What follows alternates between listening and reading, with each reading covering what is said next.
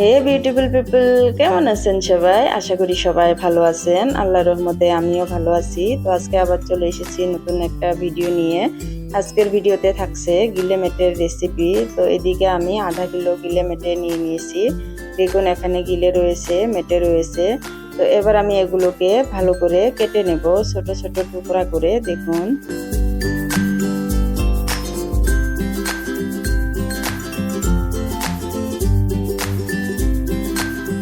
দেখুন আমার কাটা হয়ে গিয়েছে। তো আপনারা যেরকম পছন্দ করেন সেরকম করে কেটে নেবেন। আমি ছোট ছোট টুকরো করে নিয়েছি। এবার আমি এগুলোকে পরিষ্কার করে জল দিয়ে ধুয়ে নেব।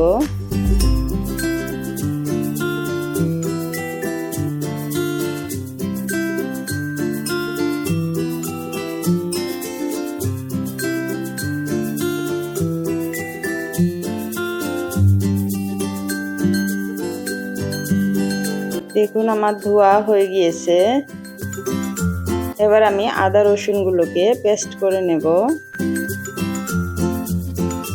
দেখুন আমার আদা রসুন পেস্ট রেডি। এদিকে আমি লঙ্কা নিয়ে নিয়েছি, এগুলোকে পেস্ট করে নেব। আমার লঙ্কা পেস্ট রেডি। আমি বড় সাইজের 4টা পেঁয়াজ নিয়ে নিয়েছি, এগুলোকে চপ করে নেব।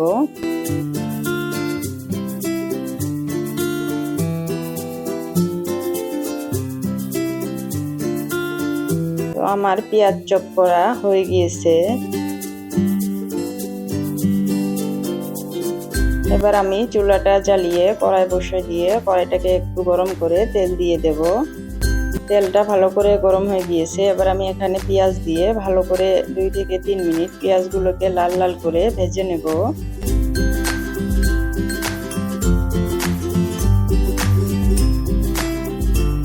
তো এখন আমি গিলে মেটেগুলো দিয়ে দেব। গিলে মেটেগুলো দিয়ে আমি 1 থেকে 1.5 মিনিট নেড়ে চেড়ে নেব।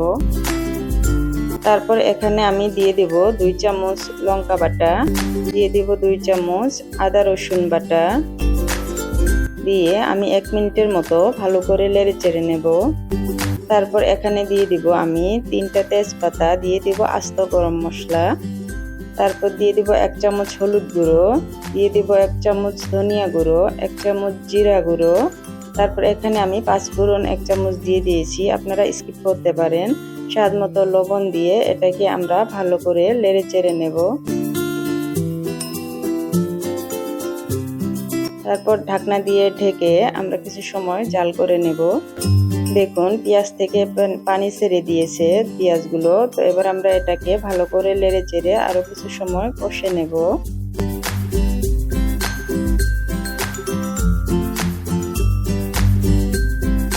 পেঁয়াজের পানিগুলো শুকিয়ে গিয়েছে। তো এবার আমরা এখানে 1 গ্লাসের মতো জল দিয়ে দেব।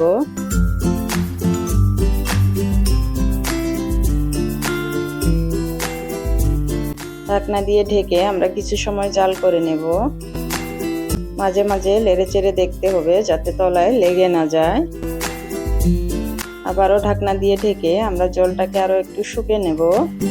দেখুন আমাদের গিলে মেটের তরকারি রেডি। একটু ঝোল ঝোল থাকলে ভালো লাগে, সেজন্য আমি একটু ঝোল রেখেছি, আপনারা শুকিয়ে নিতে পারেন। এবার আমি চুলাটা বন্ধ করে দেব। আমি তরকারিগুলোকে ঢেলে নেব। দেখুন কত সুন্দর লাগছে, একদম ভুনা ভুনা হয়ে গিয়েছে, কালো ভুনার মতো।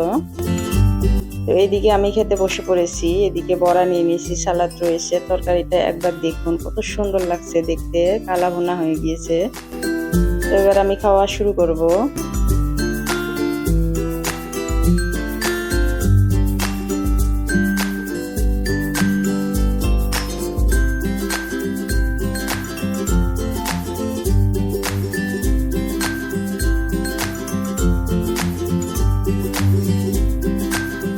অসাধারণ হয়েছে, অসাধারণ টেস্ট। আপনারা ট্রাই করবেন রেসিপিটা।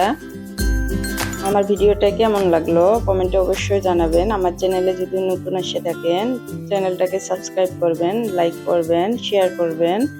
ভালো থাকুন, সুস্থ থাকুন। দেখা হবে নেক্সট পরবর্তী কোনো ভিডিওতে। আল্লাহ হাফেজ।